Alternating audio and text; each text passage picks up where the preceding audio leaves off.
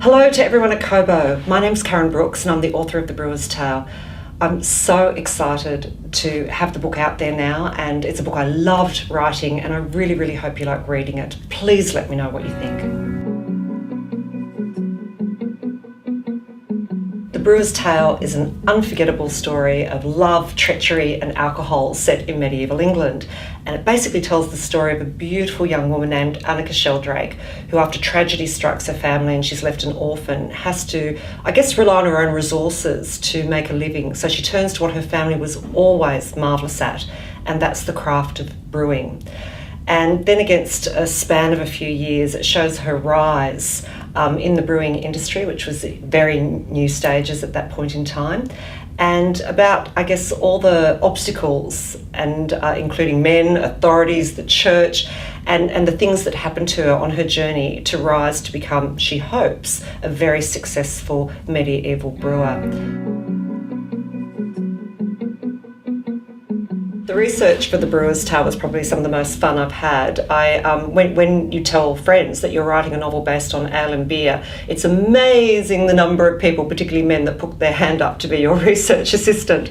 I'm not somebody who's very fond of beer. I actually don't like drinking it, and that's almost a sin to say for someone who's written a novel about the craft of brewing. But it involved visiting breweries, meeting many, many fantastic, generous brewers, reading numerous books, and most excitingly, actually brewing with my husband, who's actually set up his own craft brewery, Hobart Town Brewery. So I actually had the hands-on experience from the malting, the mashing, and it was just a really enriching, exciting thing to do. I had no idea. So the research was almost as fun as the writing. I think what I'd like more than anything for readers to come away with after reading The Brewer's Tale is a story that lingers in the heart and mind for a long, long time afterwards. I know they're the sort of books that mean something to me when I can't forget them, and they resonate in other ways in my own life. So I really hope that you find that The Brewer's Tale lingers in your heart for a long, long time. Okay, I was asked if I've got any tips for craft brewing. Now, recognising I'm a complete amateur and newbie in it, there is one thing I learned, and that's from the research in medieval brewing too. It's that you've got to have a really good attitude, and I know this sounds a bit hippie-trippy, but bring love to what you're doing because it affects the mixture. It will sour the brew if you don't have love and passion when you're making it, and I've talked to very experienced brewers who will say the same thing. So there you go, brew with love and passion.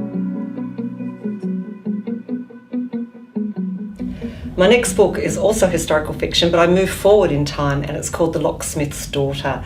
And it's about a young, clever woman who, again, has a bit of a tragic background.